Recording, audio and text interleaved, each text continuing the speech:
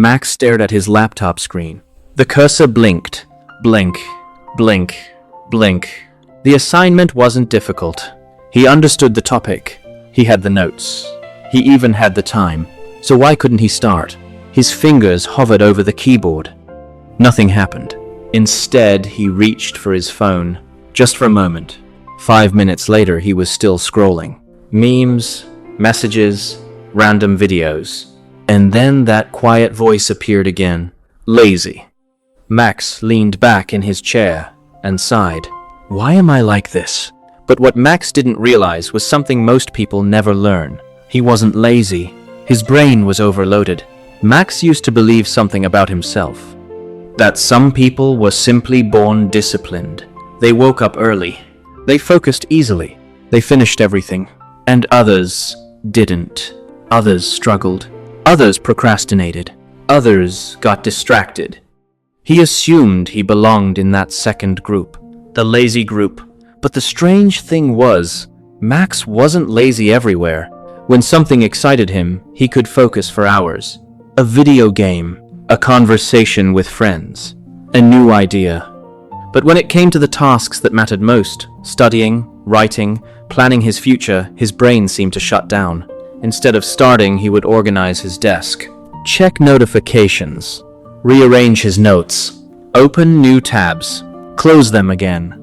Hours passed, and at night, the guilt returned. Why didn't I do anything today? One day, Max discovered an idea that changed the way he saw himself. Psychologists call it the myth of the lazy personality. There is very little scientific evidence that laziness is a permanent personality trait. Most of the time, what we call laziness is something else. Fatigue, stress, mental overload, or decision exhaustion. In other words, the brain isn't refusing to work.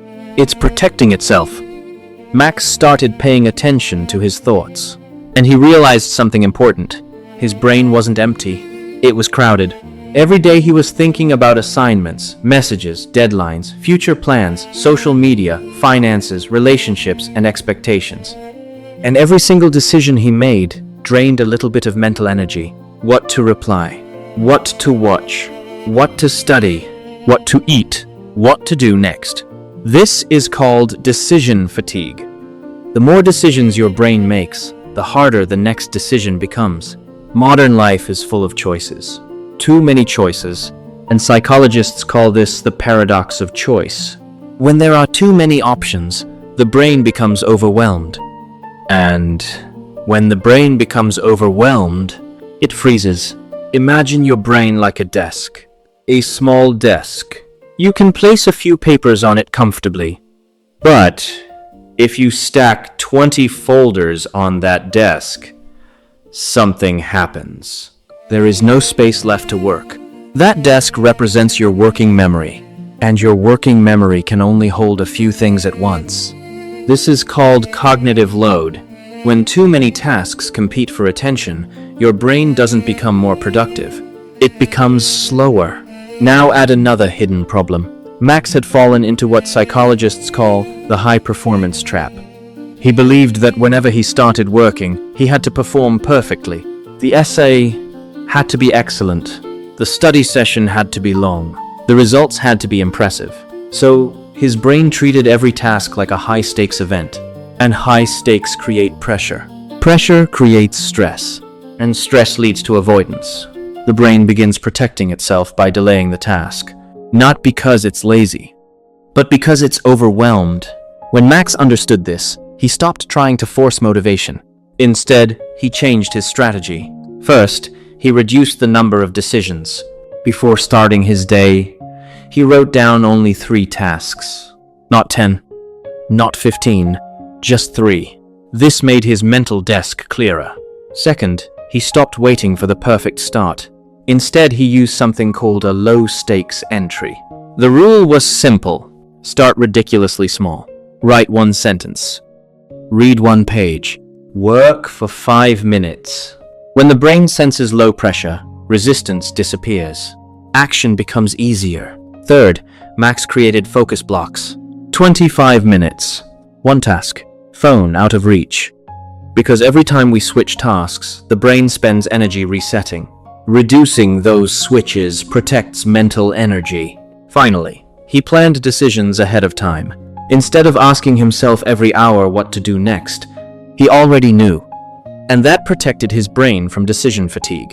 The change didn't happen overnight, but slowly, something shifted. Work started to feel lighter. Focus came back. His mind felt less crowded. The interesting part was that Max wasn't working more hours, but the hours he worked felt easier. The mountain became a staircase, and for the first time in years, Max stopped calling himself lazy. If you've ever stared at a task and felt frozen, if you've ever picked up your phone instead of starting, if you've ever asked yourself why you can't just focus, pause, look closer. Your brain may not be avoiding effort. It may be protecting itself from overload. Too many decisions drain your energy. Too many choices freeze your mind. Too much pressure creates avoidance. But when you simplify your tasks, reduce your decisions, and begin with small steps, something powerful happens.